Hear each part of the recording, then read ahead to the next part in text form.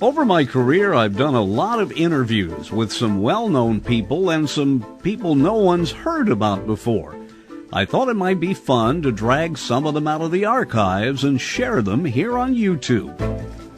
Ray Kemper is the last man standing, the last person who did sound effects during the golden days of radio.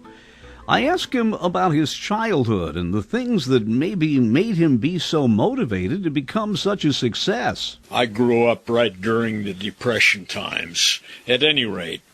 Then I discovered that I wanted to be an actor or get into acting when I was in my teens. And I actually did a little bit of little theater work. That's basically what I did in acting. It was mildly successful. At age 18 or so, 17 or 18, I began auditioning for roles. I did want to be an actor, and I got an agent, auditioned for some movie roles.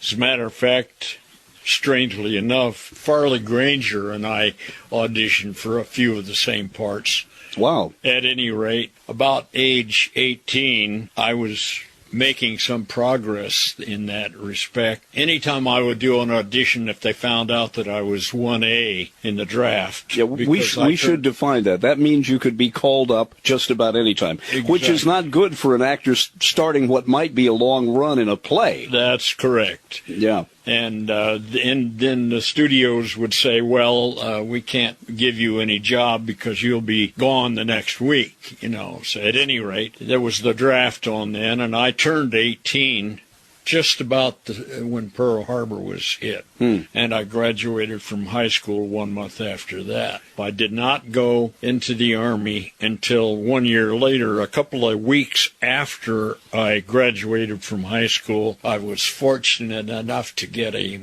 job with KHJ Radio. Now, I should explain for those not from L.A., KHJ was a powerhouse AM radio station, and it was one of the real forward-thinking pioneer stations at the time. Was that Don Lee? That was Don Lee, yes. Who would later go on to start his own radio network and kind of be the Mutual Broadcasting of the West for a while. That's correct. It became the Mutual, part of the Mutual Broadcasting. Now, wasn't he a car dealer or something before he did that? Yes, Don Lee was an automobile dealer. That man had a real story, I tell you. Yes, he did. So you went to, of all places, early on in your career.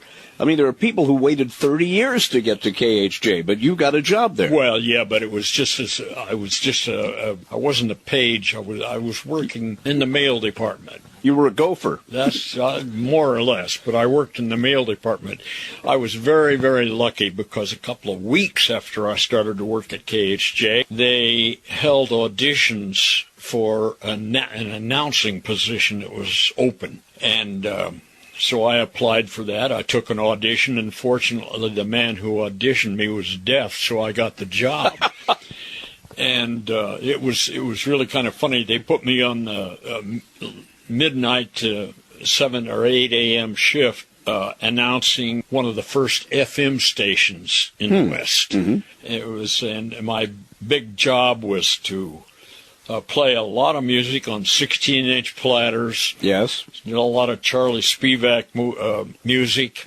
And every 30 minutes I had to go in, run in the other room and tear off the pages of the teletype machine and cold read the news, whatever was on there. And that scared me to death because I knew I was going to come to an awful lot of words I didn't know and couldn't pronounce. Well, you know, of things. An awful lot of people who just listen to radio don't realize how much cold reading there is. Oh, yes. And you can be just, sent to the cleaners sometimes in the middle of something, particularly if you mispronounce someone's name. Oh, yeah. That's the kiss of death, I tell you. And I mispronounced a lot of names. I'm sure I disappointed all three of my listeners. Well, there were people up at night in Hollywood listening, I'm sure. Yes, there were. There weren't that many FM radios earlier. No, there were. So how long were you on the FM there at KHJ? Well, for 1 year, I got that job in February of 1942, and then in February of 1943, I went into the Army for 3 years.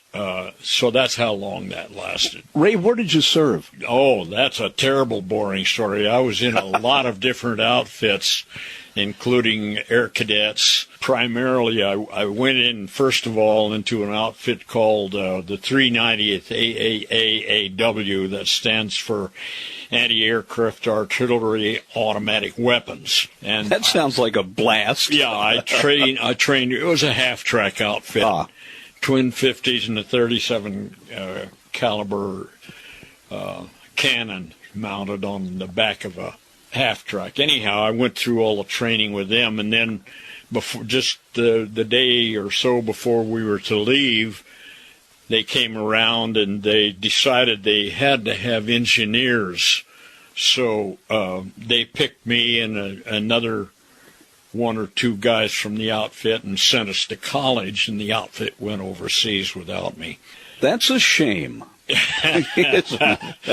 Well, anyhow, I was very upset about that. I did not want to be an engineer. I didn't want to go to college. I wanted to fly. I always was interested in flying, and I wanted to be a pilot. So when I found out that in nearby Kansas they were holding tests for people to get into the Air Corps, I hitchhiked my way over there and took that test and became a cadet in the Air Corps.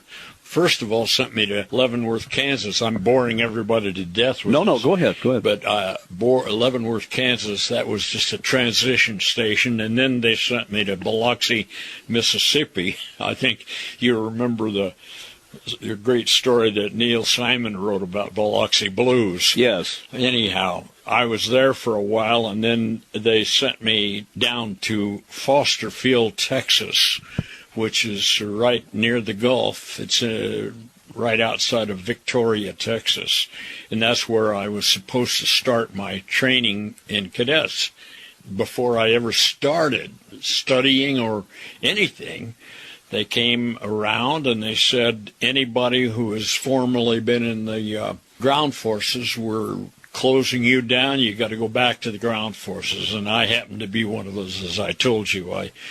They then yanked me out of cadets and sent me to Louisiana, Alexandria, Louisiana, to the 86th Division Infantry. And boy, when I lost my cadet status in the Air Corps, I had no further interest in the Army. Yeah, this is not good for morale. No, it isn't. No. And convenience of the government was what they said.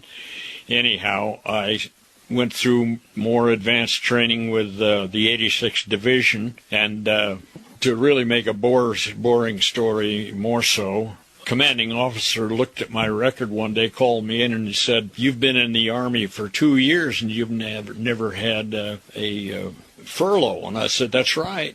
And he said, "Well, I'm giving you an emergency furlough right now. Go on home and say goodbye to your parents and then come back." So I hitched a ride on an airplane from Louisiana and got back to California. And then when I went back, they were gone. And there was orders left there for me to report to Camp Howze, Texas. So we got up a football game, and the ball came to me on the kickoff, and I ran down the field, and about 20 guys hit me, and I had a compound fracture, and they put me in the hospital, and the outfit went without me. You missed the bus again. I'm beginning to think it was serendipity. Absolutely. You know? Somebody was watching you. Anyhow, so they put me in the hospital. You know, that's not a bad trade out, a fracture instead of shrapnel. Right. That's exactly right. Then while I was in the hospital, I found out that this beautiful lady named Novice Reynolds was the postmaster in the hospital post office. That's my future. You know, so far, your life is better than any radio drama, I think I've heard. Yeah. Ray, let's move toward why people remember you best. You get out of the service eventually. Go back to Hollywood? Yes. I went back to Hollywood, went back to KHJ, and asked for my position.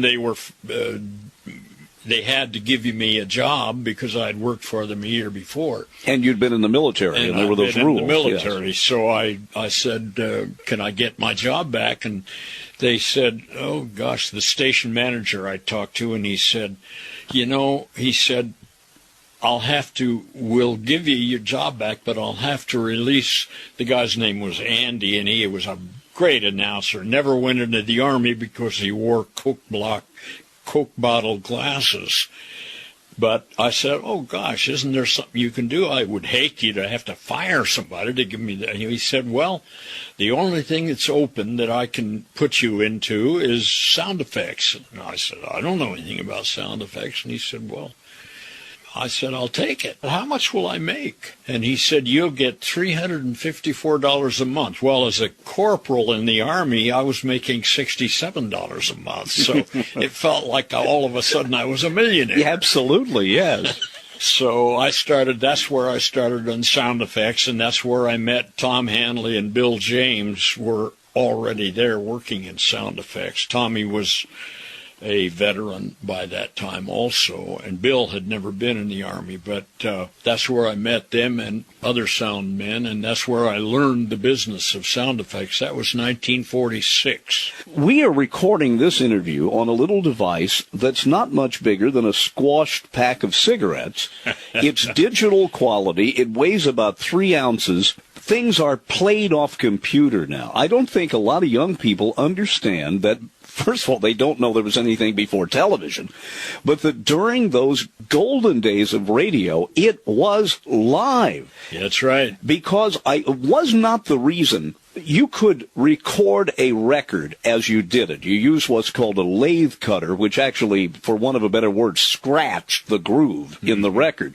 But at the network or big city level, weren't they afraid it would skip or get stuck, and that would have been awful? Was that the real... Because the quality wasn't that bad. Saying that just brought a memory to mind. We used to play everything on 16-inch acetate discs. They were recorded on that. Yeah, we are talking about a record that is much larger than a vinyl 33, that's if anybody, because that's a 12-inch. Yeah. No, these were 16-inch discs, and they would have 30 minutes on each side. Then you'd cross over to the other half hour if it was an hour show. You would fade from one to the other. You'd actually sync them up. Oh, okay. They'd have a 5-minute overlap, and you'd sync them up during that 5-minute overlap, and then you'd just key it in. Gotcha, which is what projectionists in theaters do, only I think they've only got 7 or 8 seconds of duplicate part. Yeah. You had some sound effects on disc, but still, it was inventing. May not look right in the studio if you're using coconut shells for hooves, but as long as it sounded okay at home. That's exactly right. Now, you were saying, I interrupted you. Yeah, no, that's all right. That reminded me of another thing. But at any rate, this time, we used to play, we'd record, do the show first live to the East Coast. And then they would record that at the same time, and then at a later time, we would play that back from the recording to the West Coast. Well, one time we had moved from Melrose Avenue to a new studio on 1313 North Vine Street in Hollywood. And they had been doing a whole lot of work and plastering on the walls. And there was an engineer. He was the engineer who played this show back. He was the playback engineer, as we call it now. Right. And Charlie was talking to somebody, another engineer, and he didn't realize that the time was getting close to play this thing back. And all of a sudden, he looked and he thought, oh, my God, I've got 1 minute to get down to that and get that record and put it on and start playing it. So he ran, and he grabbed those 16-inch platters, and he had them under his arm and was running down the hallway to get to the studio, and one of them rolled out, plop, face down on some wet plaster they had been working on.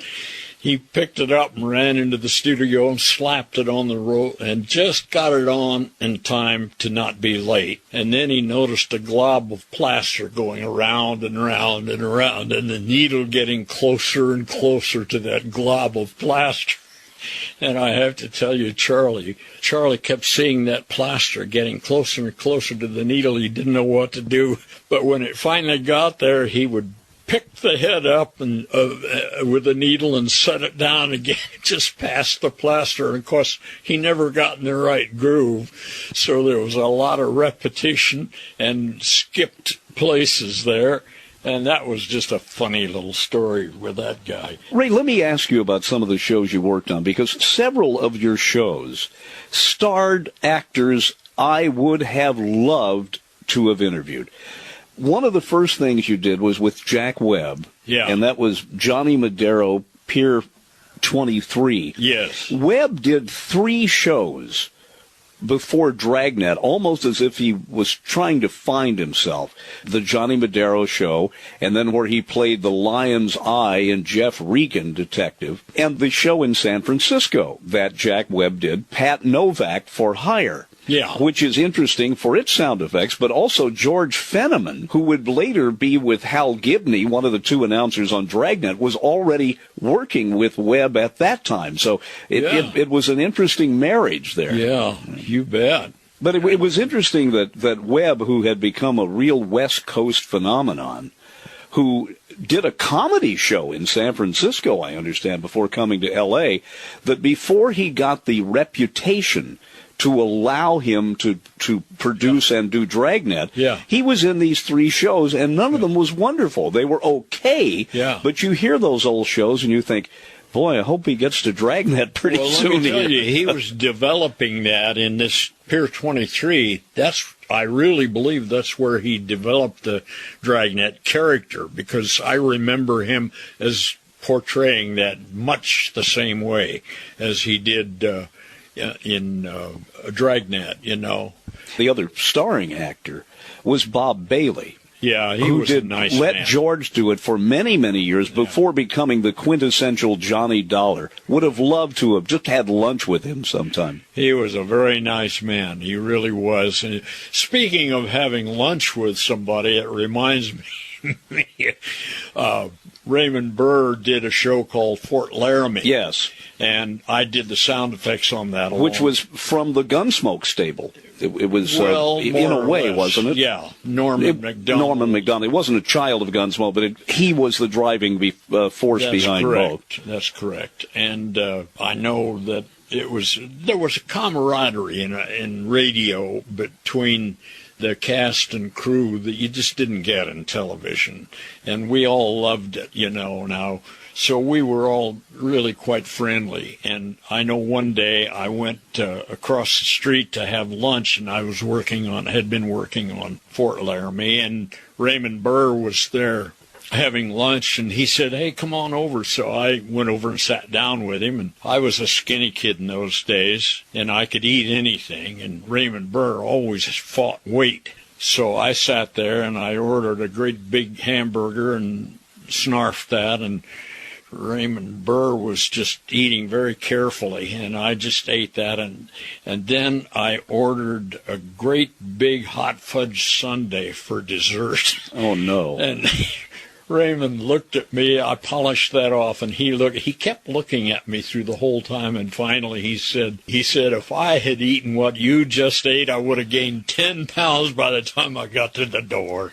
You know, and the funny thing is, listening to these shows today, having known that he would eventually become Perry Mason, it's hard to listen to some of them. It's like Alan Reed Sr., who became Fred Flintstone. Yes. But he was Pasquale on Life with Luigi. Yes. And every time they needed an uncle with a foreign accent, there was. And he was great. And at this time, he was not Fred Flintstone yet, so no one compared him to Fred Flintstone. But it's really interesting to see where these actors would end up, and then compare that work to what they were doing earlier. Was it Howard Culver who was Straight Arrow? That's correct. He was. I remember the first time I heard that show, I'm going around for 3 days going, Straight Arrow! Yeah. How did you make the arrow fly and hit the target? Do you remember what you did for a sound effect? We actually made up a little bow with the string on it, and we could twang that.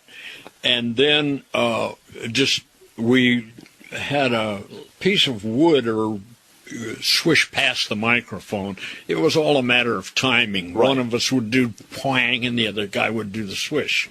And it worked very well, and all of that. That was a lot of fun doing those shows. Doesn't matter how it looks, just so it sounds right. Well, gunshots were a major problem because there was a master control, as you probably know, and then when you would shoot a gun in a studio, even if you were using a dynamic microphone and not a ribbon microphone, it would go out of that studio and go to the master control where there was a limiter, and that limiter would stop any sound going beyond a certain point. So the gunshot would hit that limiter, and immediately the limiter would clip out the middle part of the gunshot, and so you would hear just the beginning and the end. And it would sound hollow. It would sound as if someone was hitting a cereal box sometimes. It was a silly sound. It didn't sound like a gunshot at all. And that's where, when we started, they sent us out to do gunshots. Norm MacDonald,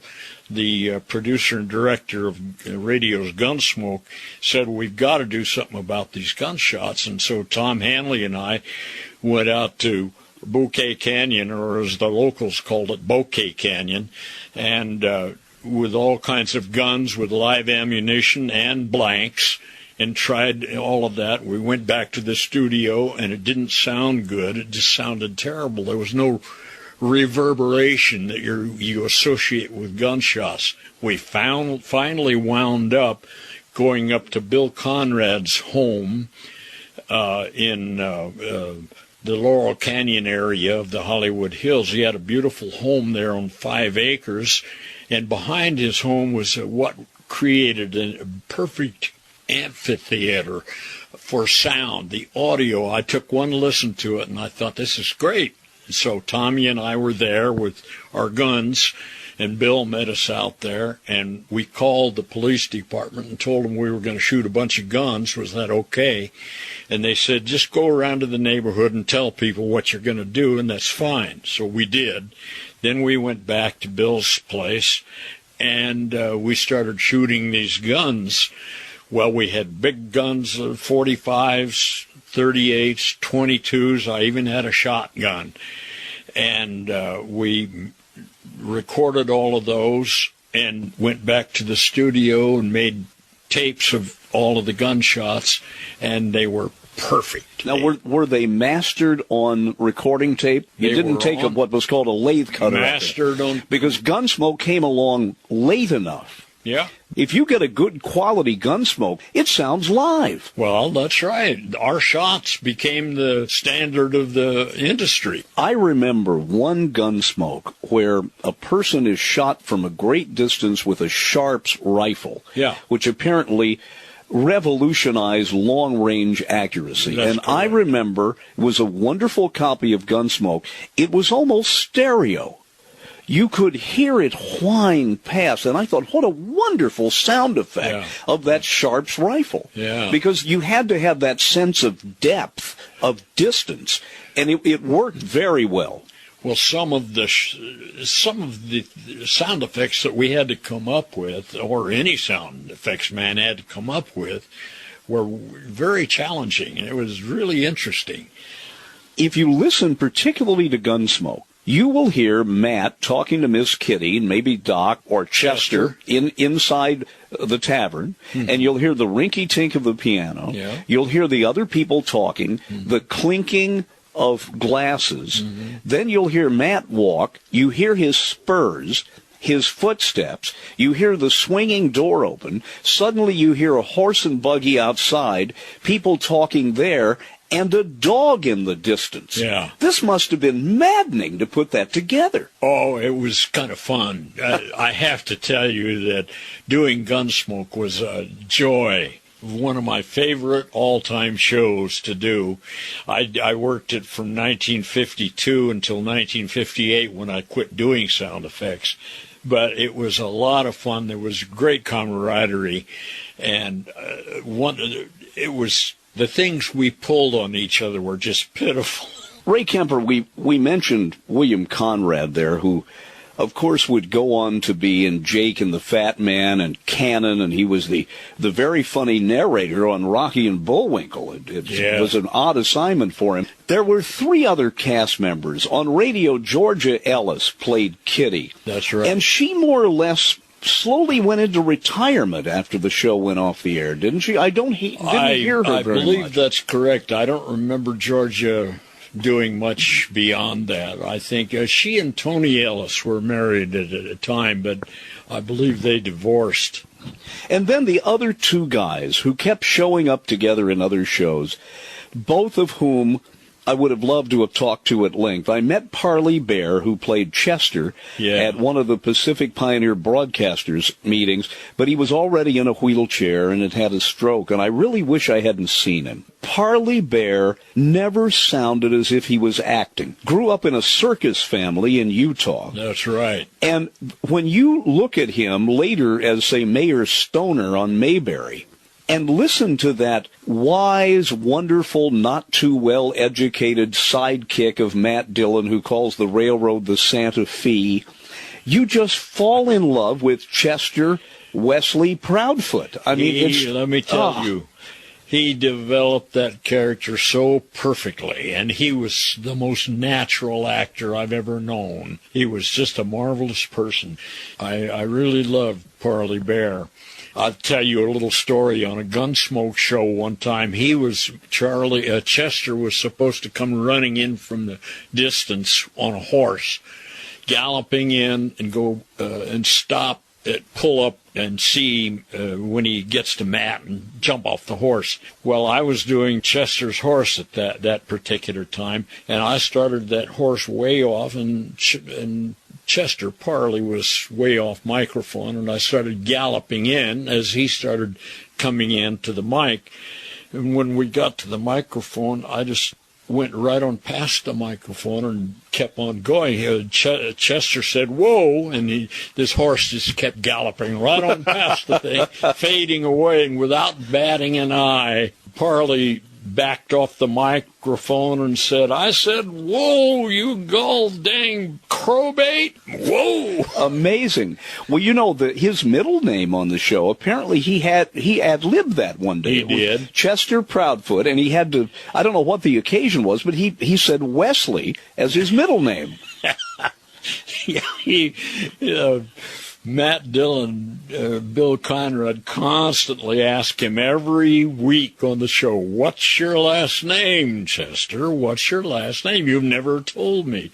And finally one day he just blurted out Proudfoot. And it was that he just made it up on the spot. We're talking to Ray Kemper, who was right there doing sound effects during the golden age of radio and into the final part of the golden age when a magnificent adult western called Gunsmoke hit the airwaves, and it changed radio forever. William Conrad was Matt Dillon, Georgia Ellis, Miss Kitty, and Parley Bear was Chester.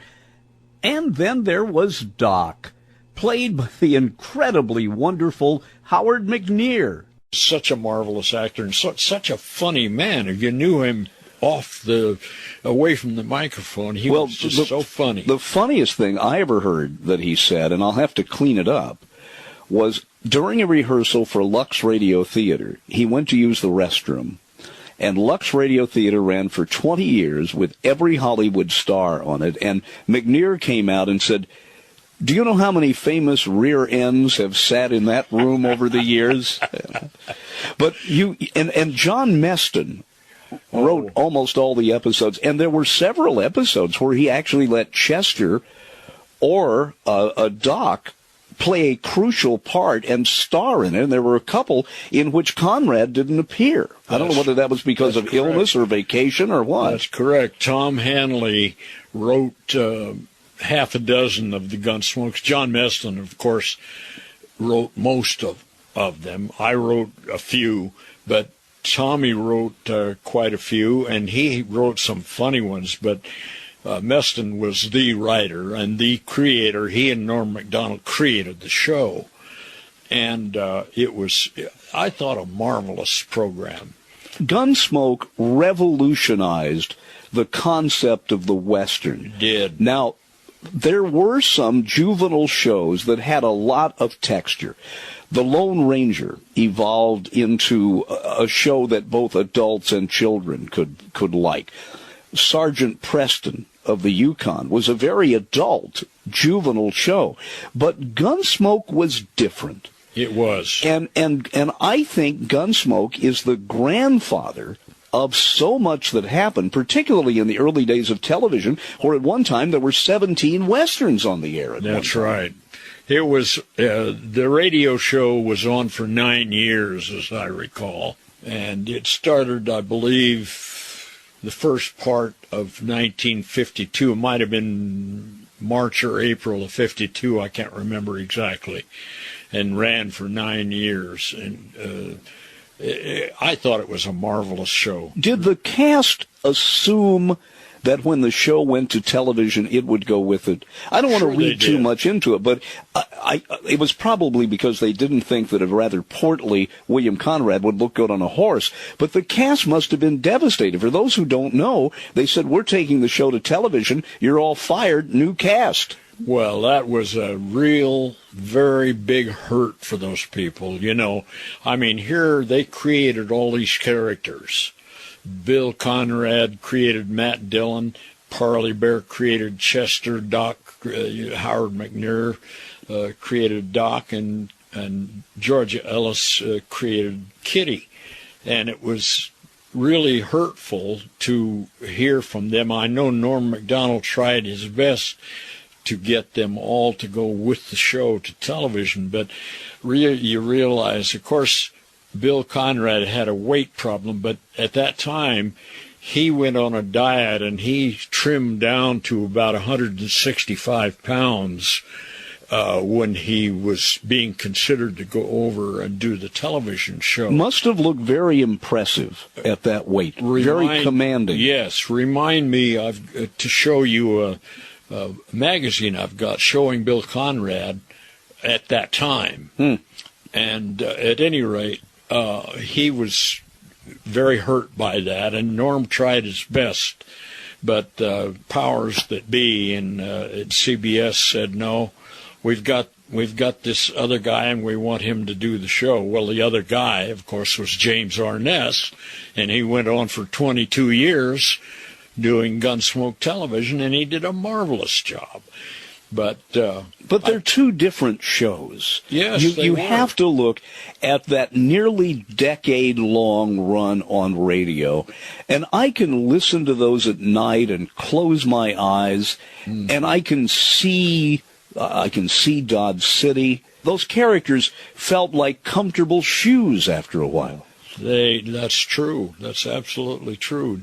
That was a wonderful, wonderful show. You know, there's one thing about radio that I always thought was superior to television. People created their own images just by listening to the show. And it's like the little girl said to her mother one time when she heard for the first time a drama on radio, and she was fascinated, and she said, "Listen, Mommy, television without a picture." Ray, how much rehearsal did they get on Gunsmoke, and how much advance warning were you given to come up with all the sound effects? We usually got a script about 3 days ahead of time, 2 to 3 days ahead of time, and that gave us plenty of time to get things all put together and ready for the show. Now, the cast would get there on Saturday, and you do what's called a desk read-through. Yes. You just sit there around the table. That's the first time the cast would see the script. Right. And then how many more rehearsals? We'd do a read-through, and then we'd do a rough rehearsal, then we'd do a dress rehearsal, then we'd do the show. And that was it? That was it. I like to think that the John Dahners and Harry Bartells and Frank Gerstels and Georgia Ellises and Virginia Greggs of the world were good enough that they knew how to do this with very few retakes on things. Absolutely. That's very And the very reason true. I say that is listening to live radio drama, the thousands of hours I've heard, I have heard almost no mistakes. That's right. Those people were real professionals, no question about it, and they were so good at their profession. All of those people that you mentioned, every one of them, they were just great. Yeah, I guess you know, of course, that Bill Conrad was a fighter pilot in World War II. Yes. Yeah. And that always fascinated. I used to talk with him about that, and he told me about his experiences flying a P-39 Air Cobra, and that was interesting. I think he said he got in real trouble when he flew underneath the Golden Gate Bridge and did a loop and flew under it again. I mentioned John Dahner. Yes. He was an artist with Disney at one time, That's I right. found out. Yeah. Dahner could play everything from a U.S. senator to the nastiest, most ill-educated person in the world. He was. He was a he was a funny man.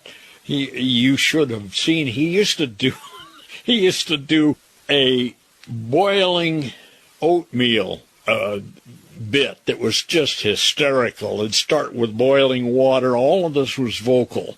It'd start with boiling water, and then it would get slower and slower as the oatmeal thickened. And I'll tell you, by the time he finished that, everybody was on the floor. And he was quite a fencer. Did you know that? No, I didn't. Yes, he was a very, very fine fencer. If I'm not mistaken, I could be wrong, but if I'm not mistaken, he actually was in the Olympics once as a fencer.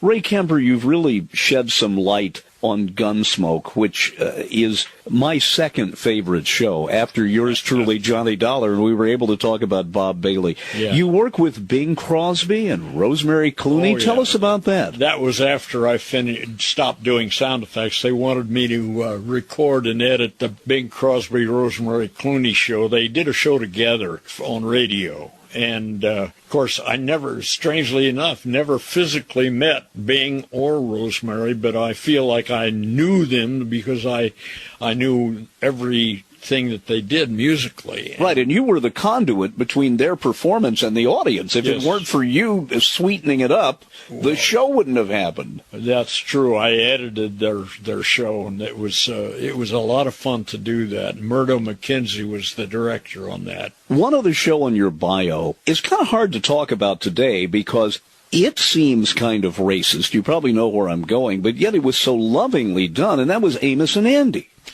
Yeah. Freeman Gosden and Charles Correll, Yes. white guys Yes. doing two black guys. Yeah, and they had done it for years and years. It was automatic to them. Oh, of course they did. Yeah, they brought that show out here too, to CBS, and they were easy to work with, nice guys.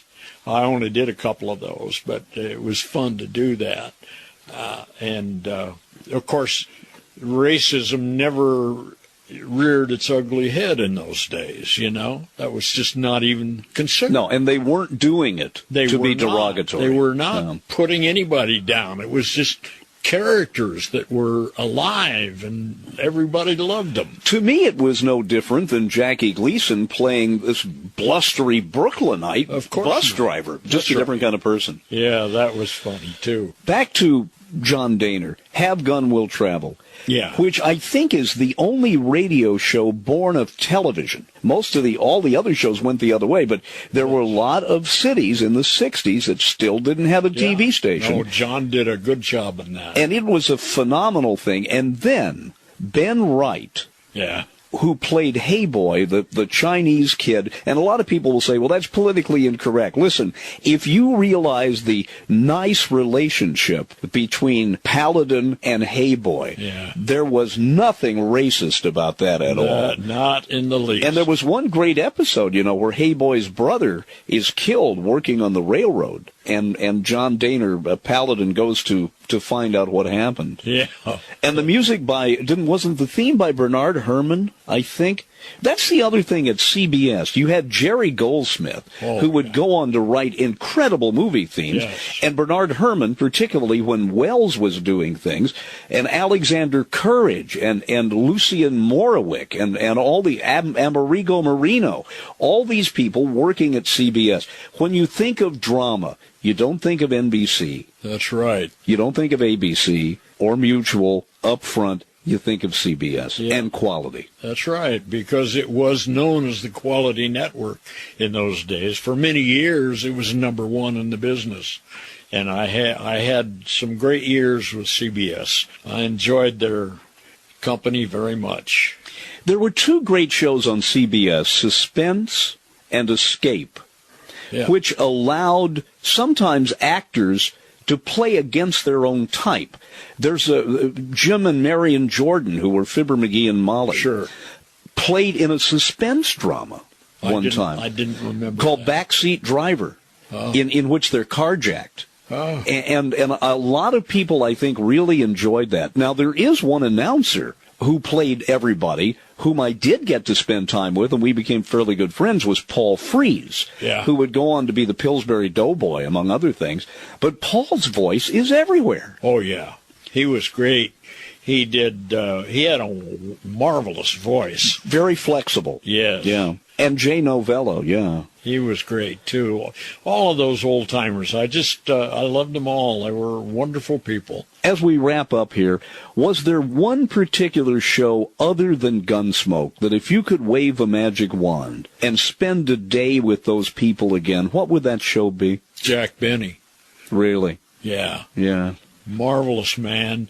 Funny show. I was second banana on the show in sound effects, but I enjoyed every bit of it, and I always looked forward to seeing what Mel Blanc was going to do. Oh, yes.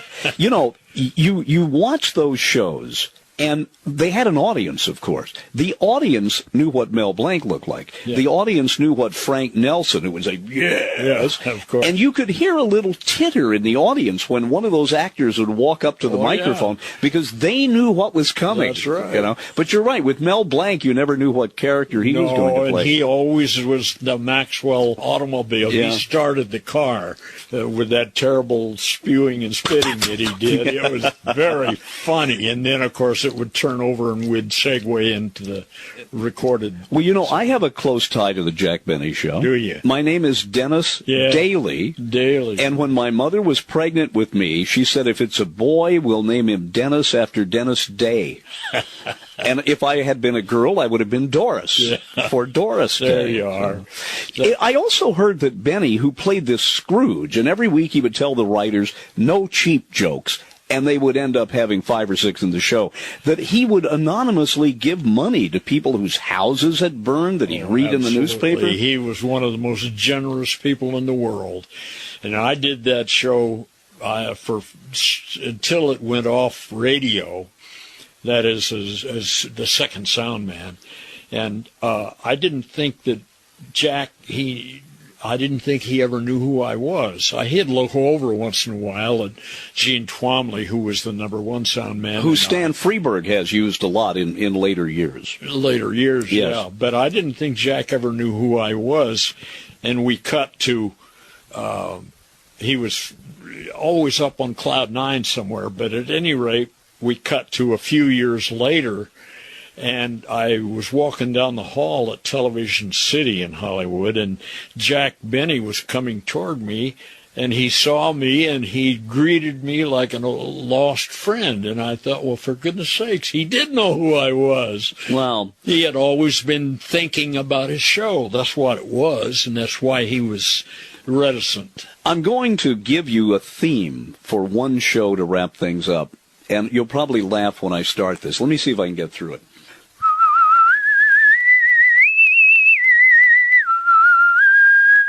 The Whistler. the Whistler. Yeah, that was written by the guy who did the music for I Love Lucy. Wilbur Hatch did that. Oh, did Wilbur do that? He said it was the most incredible 13 notes he ever wrote. Ah, yeah, and you know who whistled, don't you? It was a girl.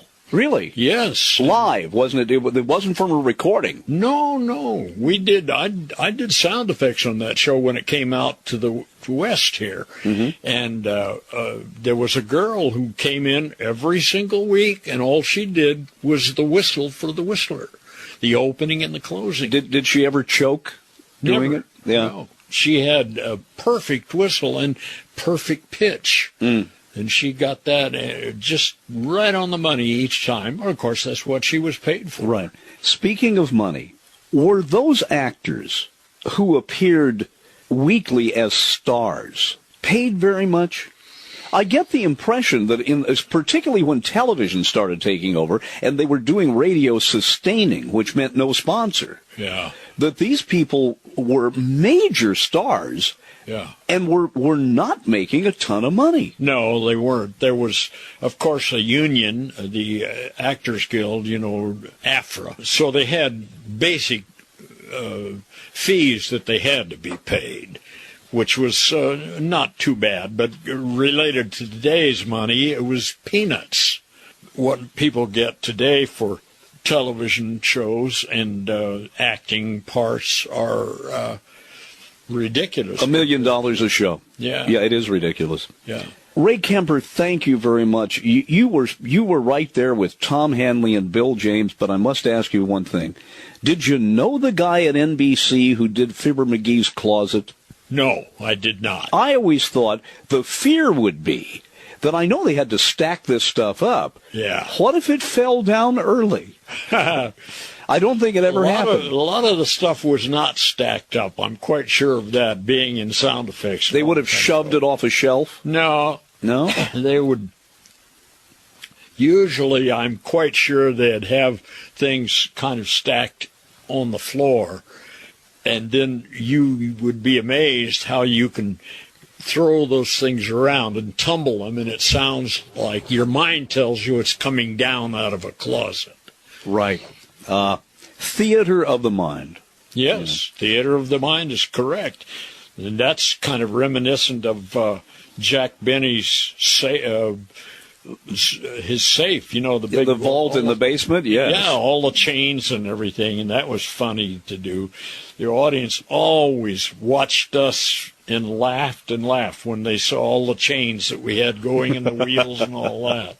Ray, as far as I'm concerned, you're a national treasure. You have great memories. I know. I will tell everyone before going on the air, Ray said, I don't know whether I can remember all this stuff. No, you were there, you did it, and you have brought us some great imagery of a time that was very important to a lot of us. Well, I'm happy to have done it. I hope that I didn't bore folks, and thank you for asking me.